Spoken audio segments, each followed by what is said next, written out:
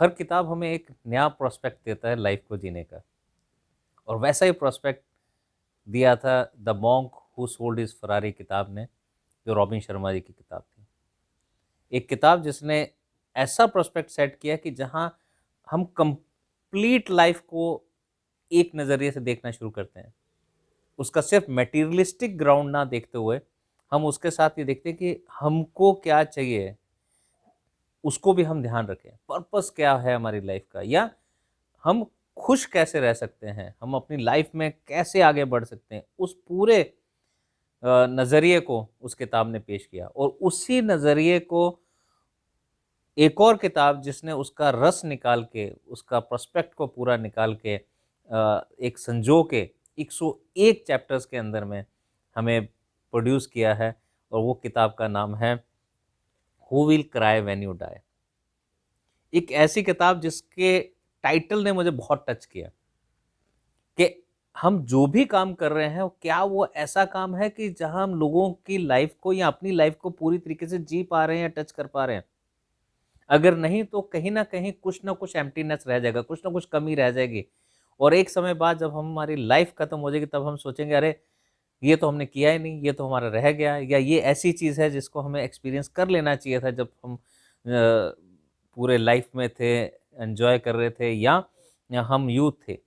तो वो चीज़ रिग्रेट ना रहे, इस रिग्रेट को ख़त्म करने के लिए हमें जब जी रहे हैं तभी जीना पड़ेगा, तभी उन सबको काम करना पड़ेगा, क्योंकि उम्र के साथ वो सब चीज़ें खत्म हो जाएँगी। तो ऐसा ही इस किताब के अंदर बहुत बखूबी रॉबिन शर्मा ने बताया, और ये किताब इतनी सिंपल है, जहाँ आप एक-एक चैप्टर को पढ़ के इससे अपनी लाइफ को कनेक्ट कर सकते हैं। 101 चैप्टर बहुत नंबर बहुत ज़्यादा लगता है, लेकिन 101 चैप्टर को उन्होंने सिर्फ़ डेढ़ से 2 पेज के अंदर में ही बताने की कोशिश करी है, और सिर्फ़ 225 पेजेज़ के अंदर इस किताब को उन्होंने फिनिश किया है। पर वो 101 जो चैप्टर हैं वो हमारे साथ, हमारी लाइफ के साथ कहीं न कहीं कोई ना कोई चैप्टर हमेशा कनेक्ट होता हुआ आपको नज़र आएगा। तो मैंने भी जब इस किताब को पढ़ा तो वहाँ पे मुझे 2010 के अंदर मेरे पास ये किताब मेरे हाथ में लगी और मैंने इसको पढ़ना शुरू किया, और तकरीबन मेरे को लगता है उसके बहुत टाइम से मैंने किताब कोई पढ़ी भी नहीं थी पूरी की पूरी। हर कोई किताब को थोड़ा-थोड़ा पढ़ के छोड़ जाता रहा। पर इस किताब को जब मैंने स्टार्ट किया तो मुझे लगा कि नहीं, ये किताब ऐसी है जिसे मुझे पूरा का पूरा कंप्लीट करना चाहिए, और इसमें से लर्निंग लेके मुझे उसको लाइफ़ के अंदर उतारना भी चाहिए। और जो एक ऑथर हमेशा चाहता है कि उसकी किताब से लोग इंस्पायर होके अपनी लाइफ़ के अंदर चेंजेस करें। तो ऐसा पर्पस जो रॉबिन शर्मा का रहा होगा वो मैंने ज़रूर फुलफ़िल किया। और 2010 से मैंने अपने जॉब में रहते हुए पावरफुल ब्रेकफ़ास्ट के नाम से सुबह कड़ी एक सीरीज़ स्टार्ट करी, जिसके अंदर मैं रॉबिन शर्मा के हर चैप्टर को ज़िस्ट के साथ में उनके खुद के राइटिंग्स को देते हुए मैं अपना प्रोस्पेक्ट उस पे देता हुआ रोज़ शेयर करता था अपनी टीम के साथ में, और जिससे कहीं न कहीं मैं अपनी टीम के साथ भी कनेक्ट बना पाया। तो इस किताब के 101 चैप्टर्स में से जैसे पहला चैप्टर इसमें पर्पस को ढूँढने की बात की है, और जहाँ उन्होंने कोट किया था जॉर्ज बर्नार्ड शॉ को, जो डेथ बेड पे थे और उनसे पूछा गया कि अगर आपको दोबारा मौका मिले ज़िंदगी जीने का तो आपका कैसे जीना चाहेंगे? तो उन्होंने जो इसका जवाब दिया, I would like to be the person I could have been but never was. I have written this book so that this will never happen to you. तो this is what robin Sharma says कि आपके साथ ऐसा ना हो कि आप death bed पे या उस समय चले जाएँ जब आप कुछ भी नहीं कर सकते हों, तब आपको लगे कि कई काम रह गए हैं अपनी ज़िंदगी के अंदर करने वाले।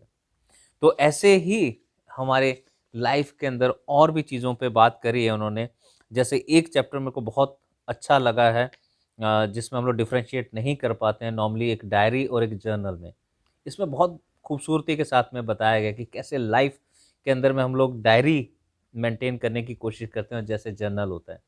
तो जर्नल का मतलब सिर्फ़ जो अच्छा हुआ है, जो चीज़ पॉज़िटिव हुई है, जो लाइफ ने मुझे बेस्ट मिला है आज, मुझे उसको देखना है और उसको लिखना है, जिससे मेरी लाइफ के अंदर में एक कंप्लीटनेस नज़र आनी चाहिए।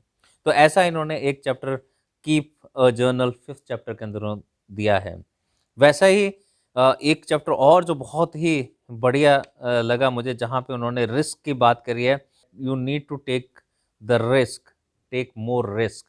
तो अगर आप रिस्क नहीं लेंगे तो आप ज़िंदगी को पूरे तरीके से नहीं जी पाएंगे। तो जितना ज़्यादा चांसेस आप लेंगे उतना ज़्यादा खुद को अप्रिशिएट करने के लिए या सक्सेस पाने के लिए, सक्सेस का मतलब बड़ी सक्सेस नहीं होती, सक्सेस का मतलब है छोटी छोटी सक्सेस, छोटे छोटे रिस्क और छोटी छोटी सक्सेस।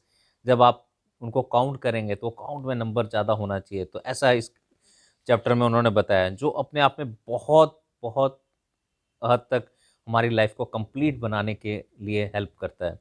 एक चैप्टर है जिन्होंने बताया कि मॉडल ए चाइल्ड, बिकॉज जैसे जैसे हम लोग बड़े होते हैं वैसे वैसे हमारी एनर्जीज कम होती जाती हैं और हम लोग रिस्क नहीं लेते हैं, या हम कुछ नया नहीं करना चाहते हैं, या हम लाइफ को एंजॉय नहीं करते हैं जैसा बच्चे एंजॉय करते हैं।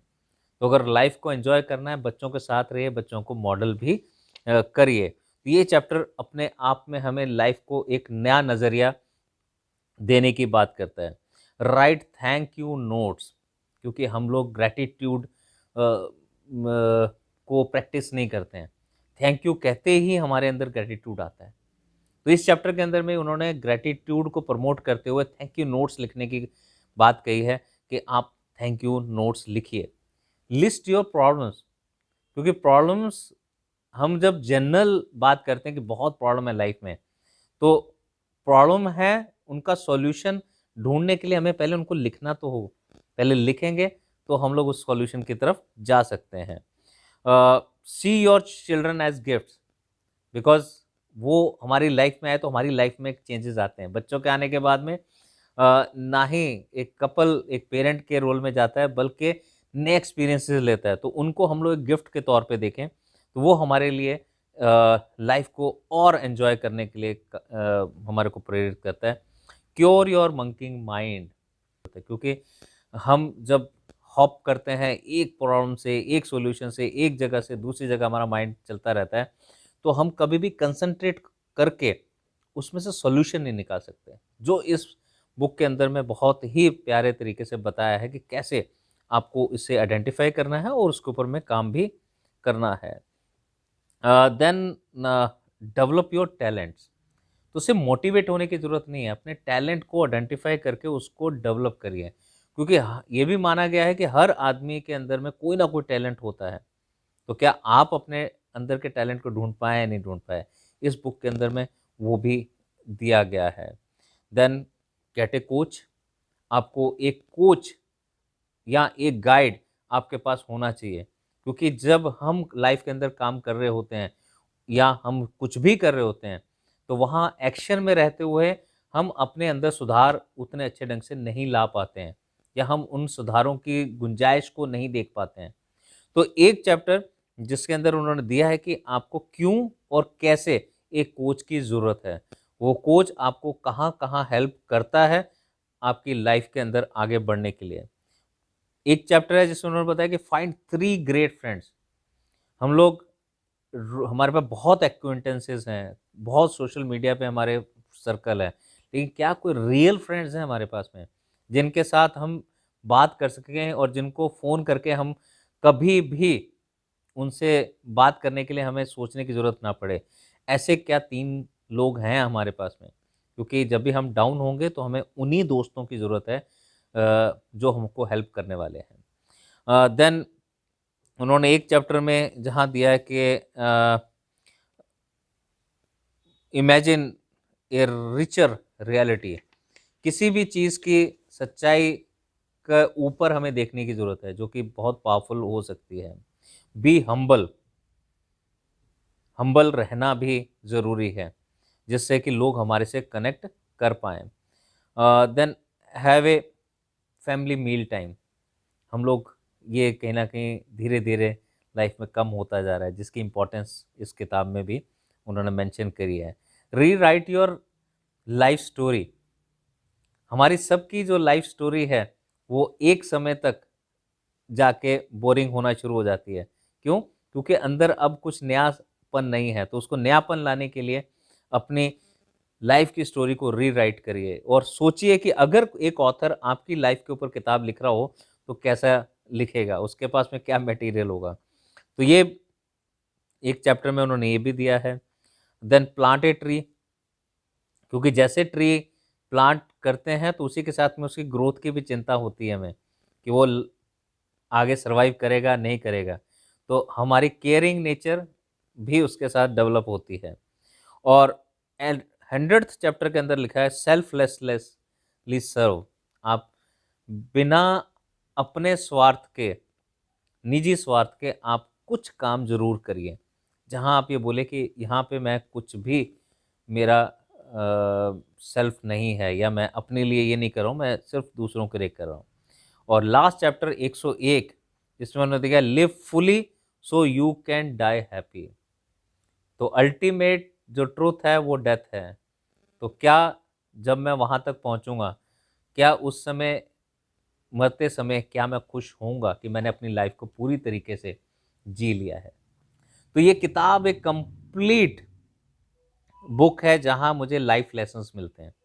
और इस किताब को पढ़ने के लिए मुझे बहुत ज़्यादा समय देने की ज़रूरत नहीं है, क्योंकि जो जो चैप्टर आपके जिस भी लाइफ के फेस में आपको लगता है कि काम के हो सकते हैं, आप उसी चैप्टर को खोलिए, उसमें से पढ़िए और देखिए कि वो आपकी लाइफ के साथ कैसे कनेक्ट कर रहा है। जो 101 चैप्टर इसमें दिया है कि live fully so you can die happy, तो अल्टीमेट जो ट्रूथ है लाइफ का वो डेथ तो है ही है। तो क्या उस समय जाके मैं खुश होऊंगा, या उस समय जाके मैं ये कहूँ कि हाँ मैंने लाइफ को कंप्लीटली एंजॉय कर लिया है। तो इस किताब में वो सब पॉइंट्स हैं, वो सब लाइफ स्किल्स के हमको इम्पोर्टेंट पॉइंट्स दिए गए, मंत्र दिए गए, जिससे हम लाइफ को कंप्लीटली जी सकते हैं। तो आप इसमें से जरूरी नहीं कि पूरी किताब एक साथ पढ़ें। इस किताब में जो भी आपकी लाइफ के फेस के अंदर में आपको लगता है कि यहाँ पर मुझे कुछ गाइडेंस की ज़रूरत है, तो आप इस चैप्टर की जो लिस्ट है, इंडेक्स है, उसमें आप देखिए कि कौन सा चैप्टर ऐसा है जो अभी आपकी लाइफ के साथ में कनेक्ट कर रहा है। आप सिर्फ उस चैप्टर को खोलिए और उस चैप्टर के 2 पेजेस हैं, 1.5 पेज होगा, उसको आप पढ़िए। मैं श्योर हूँ कि वो आपको एक नया डायरेक्शन, एक नया प्रोस्पेक्ट दे जाएगा और ये किताब आपके लिए एक पावरफुल गाइड की तरह काम करेगी।